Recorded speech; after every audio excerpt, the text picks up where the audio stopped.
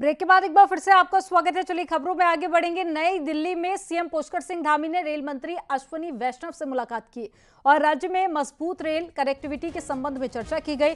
इस मौके पर लखनऊ से देहरादून के लिए वंदे भारत ट्रेन चलाने की मांग की गई है और साथ ही टनकपुर बागेश्वर रेल लाइन निर्माण की जल्द ही स्वीकृति देने की भी मांग की गई। इसके साथ साथ ही अहमदाबाद से काठगोदाम, हरिद्वार और साथ ही देहरादून को जोड़ने वाली सीधी रेल सेवा शुरू करने की भी मांग की गई है। दून एक्सप्रेस में कोटद्वार के कोच का और साथ ही जनता एक्सप्रेस में रामनगर के कोच का पुनर्परिचालन करने एवं टनकपुर से राजस्थान के मेहंदीपुर बालाजी तक नई ट्रेन सेवा प्रारंभ करने का भी अनुरोध किया गया।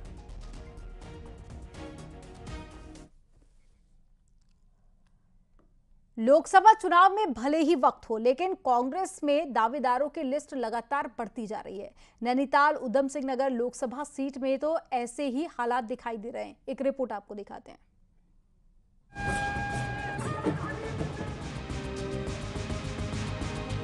जैसे जैसे लोकसभा चुनाव नजदीक आ रहा है, वैसे वैसे नैनीताल उधम सिंह नगर लोकसभा सीट से कांग्रेस के टिकट पर एमपी का चुनाव लड़ने वाले दावेदारों की फहरिस्त भी लंबी होती जा रही है। अब तो नेता प्रतिपक्ष और कद्दावर कांग्रेस नेता यशपाल आर्य ने ही अपनी इच्छा जग जाहिर कर दी है।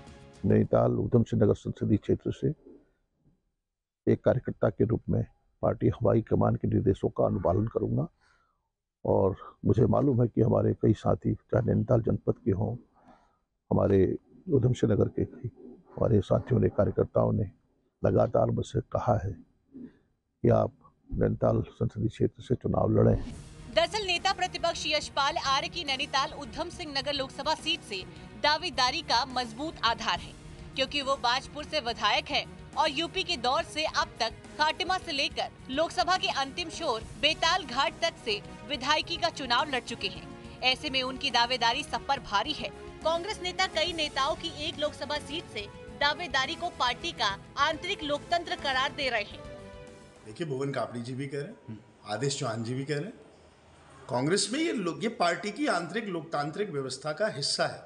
हर व्यक्ति को अपना आवेदन करने की पूरी इसमें आज़ादी है और हाई कमान का जो निर्णय है वो सर्वोपरि है। जाहिर है नेता प्रतिपक्ष यशपाल आर्य से पहले खुद युवा विधायक सुमित हृदय, भुवन कापड़ी, आदेश चौहान और प्रवक्ता दीपक बलयूतिया चुनाव लड़ने की इच्छा जाहिर कर चुके हैं। यही नहीं, पूर्व सांसद महेंद्र पाल भी अपना दावा जता चुके हैं। ऐसे में कांग्रेस में एक अनार और 100 बीमार वाली कहावत फिट बैठती है। हल्द्वानी से न्यूज़ 18 के लिए शैलेंद्र नेगी की रिपोर्ट।